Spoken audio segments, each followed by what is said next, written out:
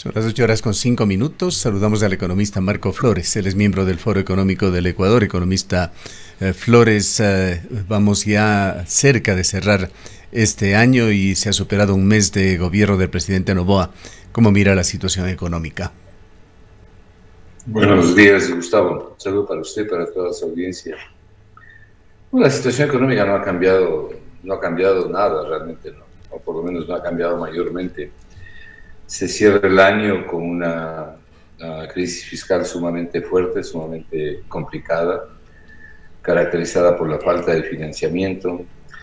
Al Ecuador no le es fácil ahora conseguir financiamiento internacional, está apoyado exclusivamente en los multilaterales, en el Banco de Pagos, en ACAP, en el BID, pero no puede ingresar a los mercados desde el año 2020, la situación continúa. Entonces, para el próximo año, el desfinanciamiento del presupuesto general del Estado está estimado en 10.000 millones de dólares, dependiendo de cómo termine el déficit en este año, ¿no?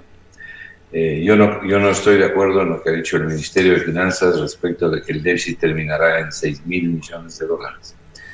Yo creo que el déficit terminará alrededor de 5.000 millones de dólares, que igual es una cifra gigante. Un pequeño detalle, permítame, esto se generó ayer en la visita del presidente Daniel Noboa. Él habló de un déficit de 7.000 millones de dólares, y es la palabra del jefe de Estado. Sí, bueno, el jefe de Estado, el ministro de Finanzas, tienen derecho a exponer lo que deseen exponer. Yo personalmente creo que el déficit estará alrededor de 5.000 millones de dólares, y 5.000 millones de dólares no es 5 puntos del PIB, sino 4.1 puntos del PIB, el PIB estimado previsto por el propio Banco Central hacia el fin de año. Le digo esto además porque, mire, usted sabe muy bien que yo he sido crítico de la política económica de Lazo. A mí me parece que fue un desastre el manejo de la política económica por un grupo de economistas neoliberales que han destruido la economía desde la época de Moreno y con mayor fuerza todavía con Lazo.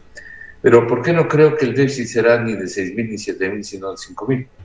Porque todos los ministros de Finanzas en los últimos 7 años, parte del déficit lo han pasado para el próximo año, lo que conocemos nosotros como la bola del Ministerio de Finanzas, donde están, en definitiva, valores que no se pudieron satisfacer en el año corriente. Eso lo hizo Arosemena, lo hizo Cuevas, lo hicieron los ministros de Lazo, en fin.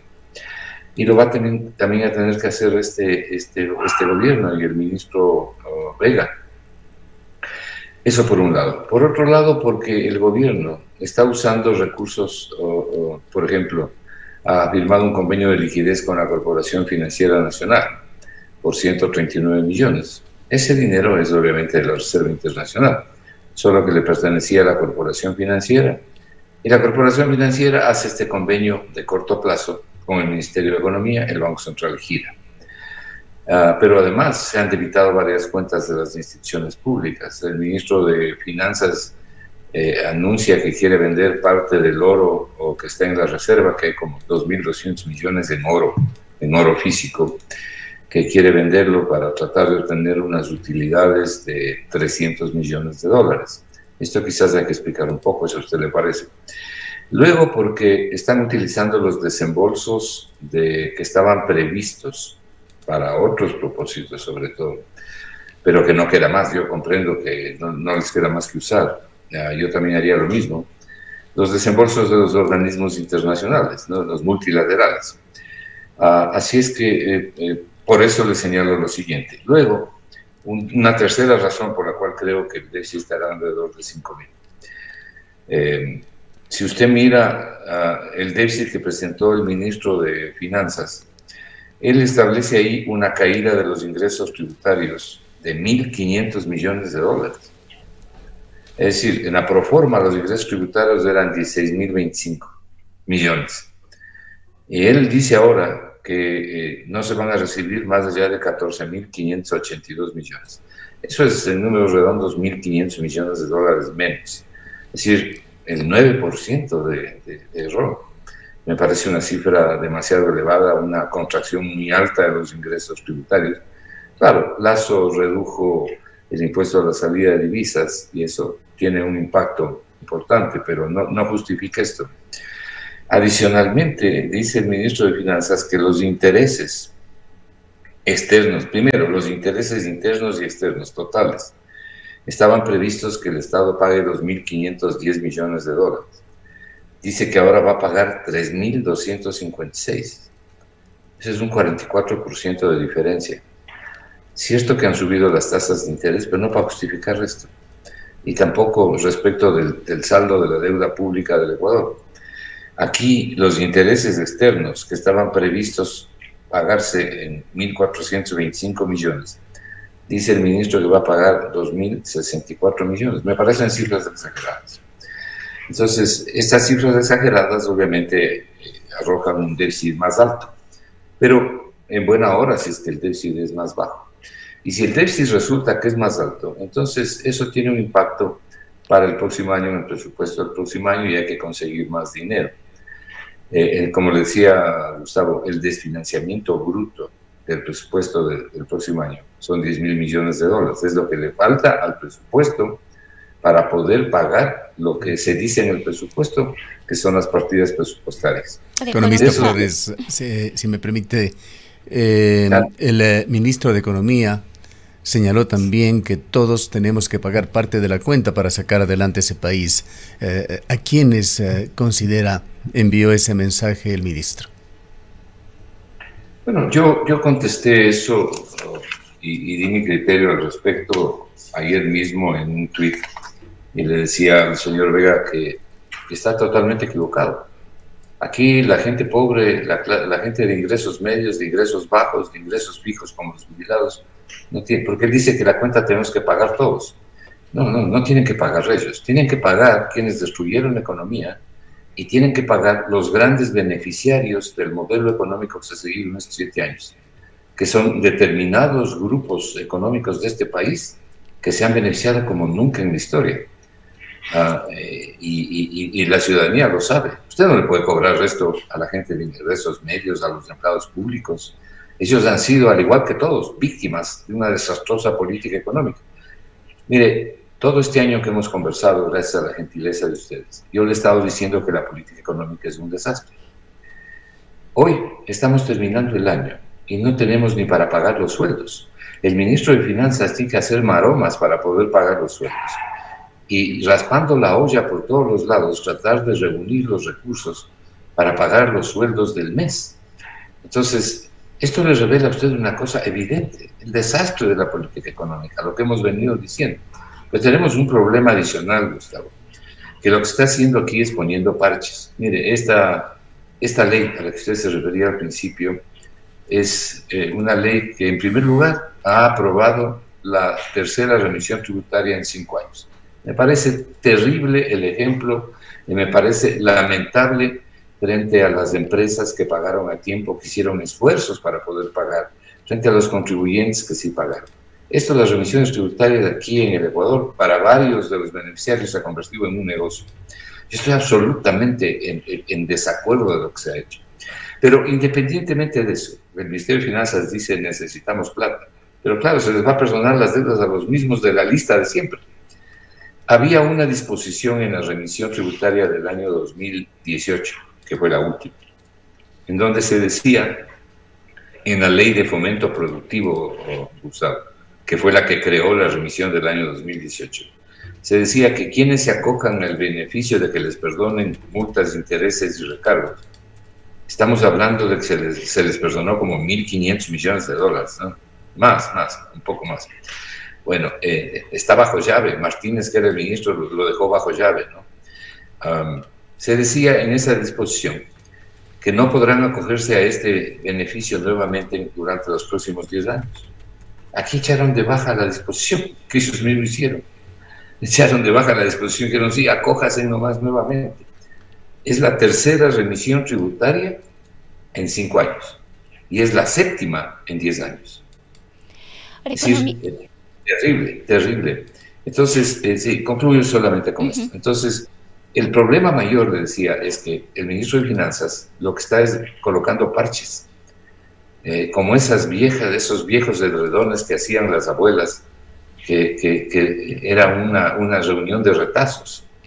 Entonces, eso es lo que está haciendo, porque esta ley en nada toca los principales problemas de la economía ecuatoriana. No sirve para solucionar esos problemas. Sí, me quería preguntar. Sí, economista, justamente respecto de estos temas, el día de ayer el presidente Noboa aquí en la ciudad de Cuenca dijo que pese a todo lo que se ha manifestado y que incluso algunos sectores ya estaban lavándose las manos para negociar con los bonos, el gobierno nacional y su Ministerio de Economía y Finanzas ha logrado salir exitosamente en estos días de los problemas económicos que tiene, que por supuesto hay problemas. Él mismo lo manifestó, 7.000 de déficit fiscal, solamente 3.000 en estos 2 últimos meses del año, noviembre y diciembre, pero que de todas maneras las operaciones que se han hecho han resultado positivas y que el país está saliendo adelante. Estamos conscientes de que estos han sido parches, pero quizás han sido las medidas que le ha tocado tomar. ¿Qué otras opciones hubiese tenido? Usted ha añadido, y en estas veces que hemos dialogado últimamente, y creo que la mayoría coincide, es que no hay un norte, no hay un plan definido, claro, que haya comunicado e informado el presidente de la República respecto de hacia dónde va a llevarle a la economía del país, sobre todo en este tiempo corto que tiene. Pero quizás lo que está haciendo es la única opción que ha tenido luego de haber asumido un país en las condiciones críticas como estas. Bueno, usted toca un tema muy importante, ¿no? A ver, ahí hay varias cosas. Primero, el hecho de reunir todos estos parches de noviembre y diciembre, yo lo comprendo perfectamente, yo también hubiera hecho lo mismo. No exactamente igual, pero hubiera ido en la misma dirección. También hubiera tenido que estar raspando la olla para poder conseguir los recursos y poder pagar los sueldos. Punto número uno. De manera que yo no estoy haciendo una crítica a eso. La crítica que yo hago es que no hay aquí, no hay las medidas económicas, ni siquiera se han anunciado las medidas económicas, y son varias las que hay que tomar para tener ingresos permanentes. ¿Tendrían que ser medidas de ajuste, economista? Sí. Bueno, yo no las llamaría medidas de ajuste, ¿no? Porque yo mismo presenté un programa para obtener potencialmente 11.000 millones de dólares con las medidas, con más o menos 8 o 10 medidas que propuse hace más de un mes y medio, pero sobre todo cuidando de que esto no tenga que pagar ni la clase media ni los pobres. De manera que medidas hay, pero ni el ministro ni el presidente han señalado ninguna, por lo menos hasta ahora, y ya debían haberlo hecho. Luego, cuando uno asume la presidencia de la República, asume un gobierno, uno sabe a lo que va. Pues aquí lo que no podemos hacer es quejarnos. Miren lo que me han dejado, ya sabíamos lo que les han dejado. ¿Sabe lo que me llama a mí poderosamente la atención? Que el señor Arosemena, que era el ministro de Finanzas del señor Lasso hasta antes del nuevo gobierno, reiteraba que la economía ruge, que rugen los motores, que la economía está bullante y en franco crecimiento, que el Ecuador bate el récord de ventas. Ustedes saben muy bien lo que él decía. Y saben muy bien todas las críticas que nosotros hicimos sobre esas expresiones, porque eran absolutamente equivocadas, por no decir falsas, ¿no? Porque falsa significa hacerlo deliberadamente. Lo que me llama la atención es que no salga a decir una palabra, porque él tenía la obligación de salir y decir cuál es la economía que ha dejado, más allá de que nosotros sabemos en el Foro de Economía qué es lo que él ha dejado, y lo que ha dejado es un desastre fiscal. Pero frente a ese desastre fiscal, la ciudadanía tiene que comprender algo. La economía no subsiste con parches ni subsiste con deuda pública. La economía subsiste con crecimiento económico y con ingresos permanentes. Los ingresos que se ha obtenido para pagar los sueldos son ingresos temporales. ¿Qué quiere decir esto? Que se usan una vez y se acaban.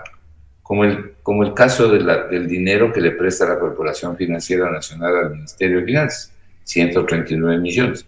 Se usa eso para pagar los sueldos, ya se acabó. No tenemos ingresos permanentes. Entonces, las medidas que se diseñan tienen que generar ingresos permanentes. Eso no hay, por lo menos no se ha hecho ningún anuncio al respecto. Economista Flores, el tiempo se nos va quedando corto y no quisiera dejar de tener también su opinión sobre este nuevo decreto que ha llegado a la Asamblea, ley urgente de competitividad energética, que no sé si tiene también los atributos para ser considerado un proyecto económico urgente. Bueno, yo entiendo, hasta donde conozco, que sí está tiene el carácter de urgente por parte del presidente, así lo enviaron. Supongo que la Asamblea lo va a calificar así. Eso tiene que ver, ese proyecto de ley tiene que ver con esta ley que se acaba de aprobar. Porque esta ley que se acaba de aprobar, entre las cosas que es abrir la posibilidad de entregar al sector privado la gestión que está a cargo de empresas públicas, por ejemplo, en el campo de electricidad. Una de las cosas que yo creo que tiene que hacer el país, tenemos que hacer los ecuatorianos, es resolver en qué clase de país queremos vivir. Queremos un país privatizado en cuanto a los servicios públicos, por ejemplo, de agua potable, de salud, de energía eléctrica. Estamos dispuestos a asumir las tarifas que habría que pagar. Estamos dispuestos a privatizar la telefonía pública al que tienen acceso muchas personas. Bueno, hay que ponerse de acuerdo y ver qué mismo es lo que queremos. Estamos dispuestos a hacer una reforma laboral del corte que ha planteado el neoliberalismo o otro tipo de reforma laboral. Hay que ponerse de acuerdo, ¿verdad? Este proyecto, más bien dicho, esta ley aprobada con las alianzas públicos-privadas, abre de par en par las puertas para la privatización de los servicios públicos, a través de, como le digo, las llamadas alianzas público-privadas. Yo le voy a dar mi criterio respecto del tema de la energía eléctrica. Yo creo que en el tema de la energía eléctrica, si es que hay una buena propuesta privada, yo estaría de acuerdo. Y yo estaría de acuerdo en tanto y en cuanto hablemos de energías renovables, ¿no? Energías renovables, cualquiera sea la fuente de energía renovable. No es que hay que decir todo no a todo, ¿no? Pero usted no puede privatizar la salud.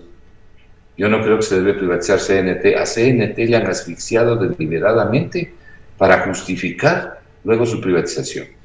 Recuerde usted el ministro de Energía, el ex ministro de Energía hasta hace poco, Santos, y su antecesor, el ex ministro Ortiz, estaban desesperados por entregar el Campo Sacha. Yo varias veces hablé de eso aquí. El Campo Sacha, que producía 50.000 barriles, ahora está produciendo 76.000 barriles a un costo de producción de $8 el barril. Querían entregar a la empresa privada a un costo de $36 el barril, que es el costo promedio de las empresas privadas en cuanto a la producción de cada barril. Yo no puedo estar de acuerdo con eso. No nos han dicho nada, por ejemplo, de donde hay recursos importantes que están esperando para el gobierno. La reversión del oleoducto de crudos pesados se revierte al Estado ahora mismo. Y ANTEP, la Asociación Nacional de Trabajadores de Empresas de Trabajadores de la Energía y el Petróleo, dice que si se hace nuevamente esa concesión, el Ecuador va a perder $2.500 millones. ANTEP presenta las cifras, están colgadas en la página web. Yo no puedo estar de acuerdo con que nuevamente se concesione eso. Pero, por ejemplo, creo que se deben concesionar ciertas carreteras, la construcción de ciertos puentes. Es decir, no es que todo es malo, pero tampoco todo es bueno. Mire lo que está pasando en Argentina, ¿no? El Ecuador debe mirar muy de cerca lo que está pasando en Argentina. Milei tiene problemas gravísimos por esta locura privatizadora que le ha asumido al pueblo argentino. Los argentinos están peleando en las calles. Bueno, tenemos que ponernos de acuerdo en grandes temas aquí. Y sobre todo tenemos que ponernos de acuerdo en un problema económico que, en primer lugar, le dé tranquilidad fiscal al presupuesto general del Estado, pueda permitir sufragar los gastos del presupuesto general del Estado. No requiere más impuestos, quiero recalcar esto, Gustavo. Este país no requiere más impuestos, tiene exceso de impuestos, lo que pasa es que están mal ubicados, están mal colocados. Yo en el proyecto ese, no en el proyecto, sino en el programa que presenté como un aporte a la discusión nacional, solamente creaba un impuesto, el impuesto a las grandes ganancias. El impuesto a las grandes ganancias. Aquí han habido sectores que ganaron mucho dinero hasta en la pandemia. El sector bancario, el sector de las farmacéuticas. Economista Flores, tenemos tiempo solamente para un punto más. ¿Cuáles serían, en su criterio, las directrices para la elaboración de la proforma presupuestaria del 2024, que dice el gobierno que las dará mañana, que tiene que ingresar en la Asamblea hasta el 20 de febrero, y cómo van a manejarse sobre todo este problema que va volviéndose recurrente y muy grave del déficit fiscal sin que Ecuador sea un sujeto de créditos blandos? A ver, primero déjeme decirle algo, no se preocupe tanto, no es que no hay que preocuparse, no se preocupe demasiado del déficit fiscal. Mire, Italia el año pasado tuvo un déficit fiscal de 8 puntos del PIB. La Unión Europea y la zona euro tuvieron en el año 2022, todavía no se acaba el 2023, pero en el 2022 tuvieron un déficit fiscal, la zona euro de 4% y la Unión Europea de 4.1%. El Ecuador va a tener uno de un 5%. No es que eso sea bueno, pero tampoco es como para sentarse a llorar y pensar que no tiene arreglo. Los países pobres generalmente, como en el Ecuador, más bien dicho, los países empobrecidos como el Ecuador, generalmente tienen déficit fiscal. Usted me pregunta cuáles deberían ser las directrices.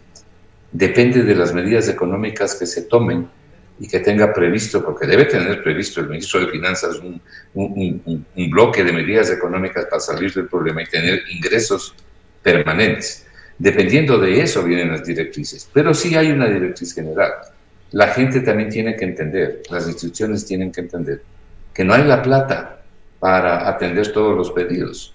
Mire, otro de los dos graves problemas que tenemos es el 40% de aporte a las pensiones jubilares que paga el Ministerio de Finanzas.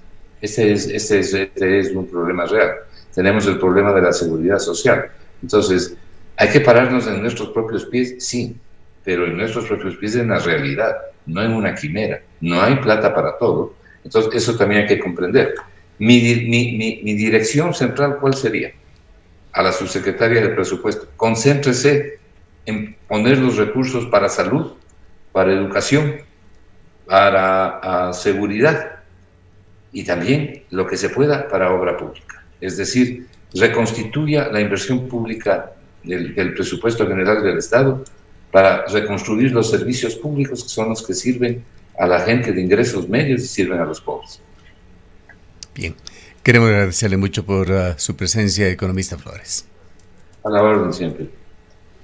El economista Marco Flores es miembro del Foro Económico del Ecuador. Son las 8 horas.